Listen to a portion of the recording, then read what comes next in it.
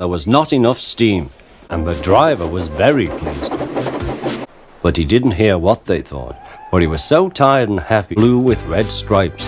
Then you will be the smartest engine in the shed. I've got some trucks to take home tomorrow.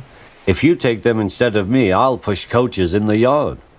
Thank you, said Thomas. That will be nice. Next morning, Edward and Thomas asked their drivers, and when they said yes, Thomas ran off happily to find trucks.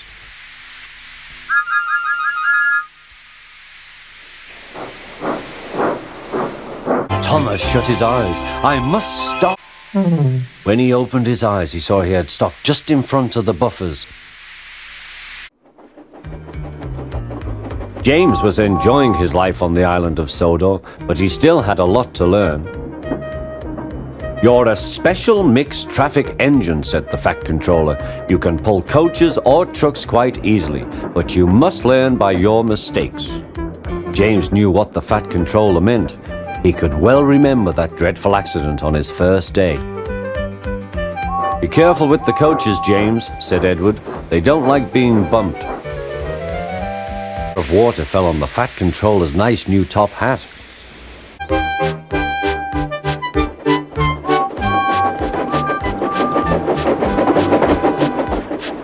They ended their journey and rested before setting off for home. James was...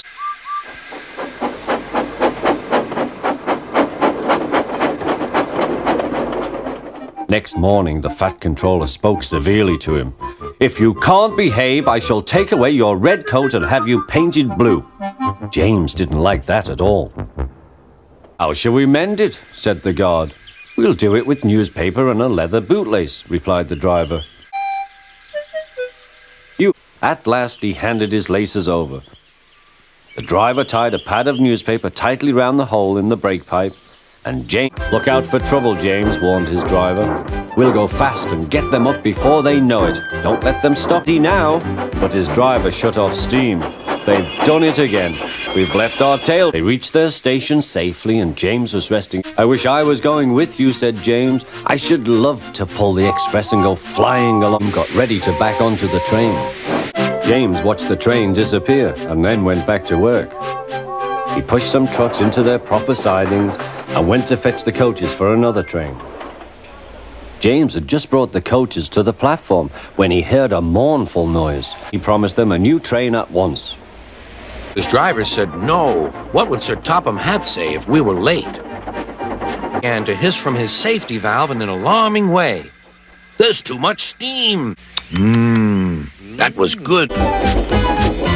Steady, Thomas, said his driver. We'll beat Bertie yet. We'll beat Bertie yet. We'll beat Bertie yet, echoed Annie and Clarabelle.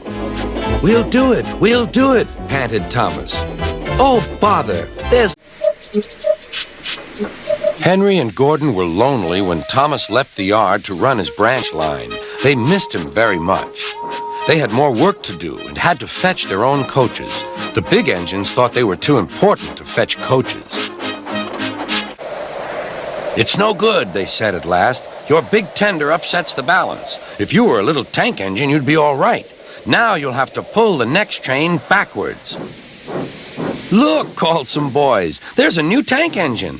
Oh, it's only Gordon back to front. Nice bunker. Gordon said nothing.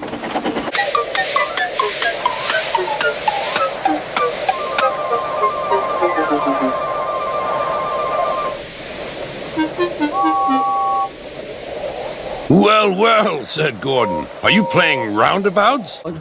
Oh, sir, yes, sir. That's a good engine. I'll call you Percy. Yes, sir, thank you, sir, said Percy. And the Fat Controller brought him back to the yard. Edward, he called, here's Percy. Will you show him everything? Percy soon learned what he had to do, and they had a happy afternoon.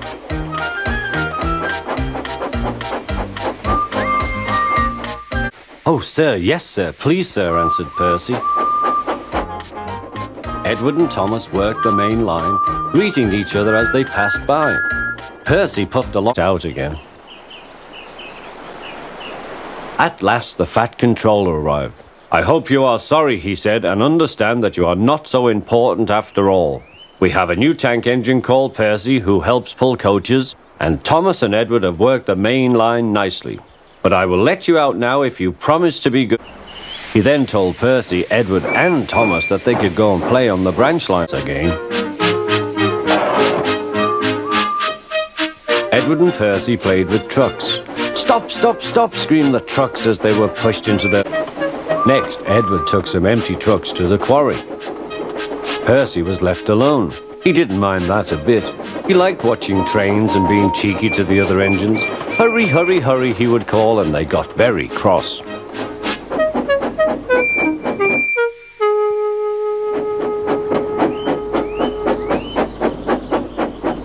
The signalman to set the point so that he could get back to the yard. He was eager to work, but Percy didn't remember to whistle, so the busy signalman forgot him. Peep! He whistled in horror for rushing straight towards it. Then Gordon helped pull Percy out from the bank.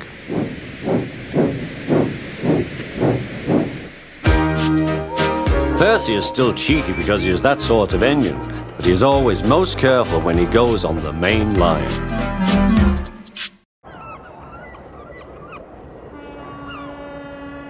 All kinds of ships use the harbour at the big station by the sea.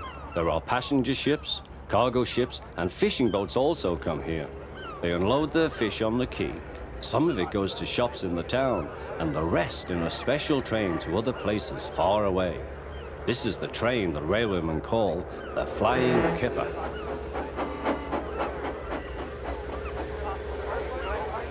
Henry was ready at 5 o'clock. There was snow and frost. Men hustled and shouted, loading the vans with crates of fish. The last door banged, the guard showed his green lamp. The Flying Kipper was ready to go.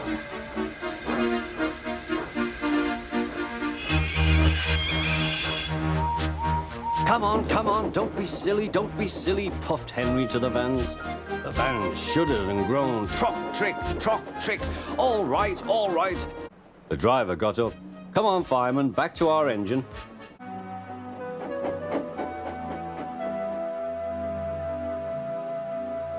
Well then, said the driver, Henry is going to sneeze at those boys. Henry has plenty of ashes, said the driver.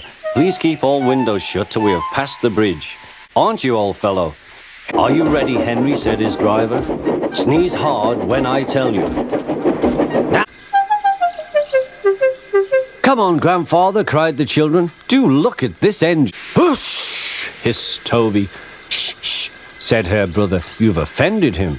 May we go in it, grandfather? Please. Stop, said the fat controller to the guard. They all scrambled into Henrietta. This gentleman, he thought, is a gentleman who knows how to speak to engines. The children came every day for a fortnight. Sometimes they rode with the guard, sometimes in empty trucks. On the last day of all, the driver invited them into his cab. All were sorry when they had to go away, and the fat controller and his family thanked everyone. Last day, Toby, said his driver one morning. The manager says we must close tomorrow. Next morning, the shed was flung open, and he woke with a start to see his driver waving a piece of paper. Wake up, Toby, they shouted, and listen to this. It's a letter from the stout gentleman. Toby listened and... But I mustn't tell you any more, or I shall spoil the next story. Retired. Peep, peep, he whistled.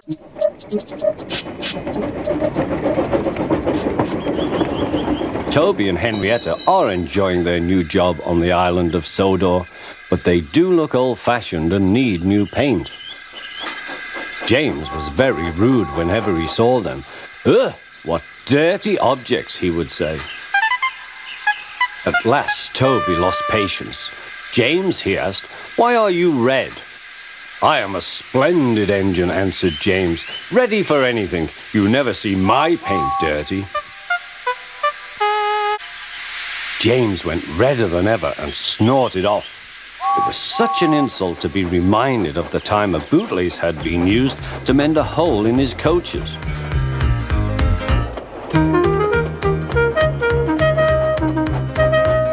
At the end of the line, James left his coaches and got ready for his next train. It was a slow goods, stopping at every station to pick up and set down trucks. James hated slow goods.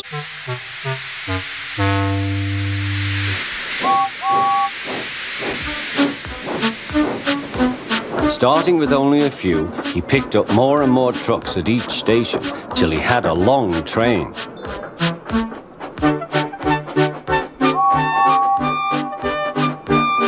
At first, the trucks behaved well, but James bumped them so crossly that they were determined to pay him back. Presently, they approached the top of Gordon's Hill. Heavy goods trains halt here to pin down their brakes.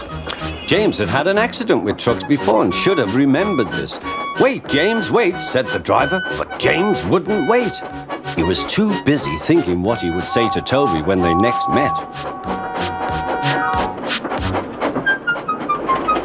The truck's chance had come. "Hurrah, hurrah," they laughed, and banging their buffers, they pushed him down the hill. "I've got to stop! I've got to stop!" groaned James. James pretended he hadn't heard. "Fancy letting your trucks run away. I am surprised. We shall have a new coat of paint." "Please, sir, can Henrietta have one too?" said Toby. "Certainly, Toby." "Oh, thank you, sir. She will be pleased." All James could do was watch Toby as he ran off happily with the news.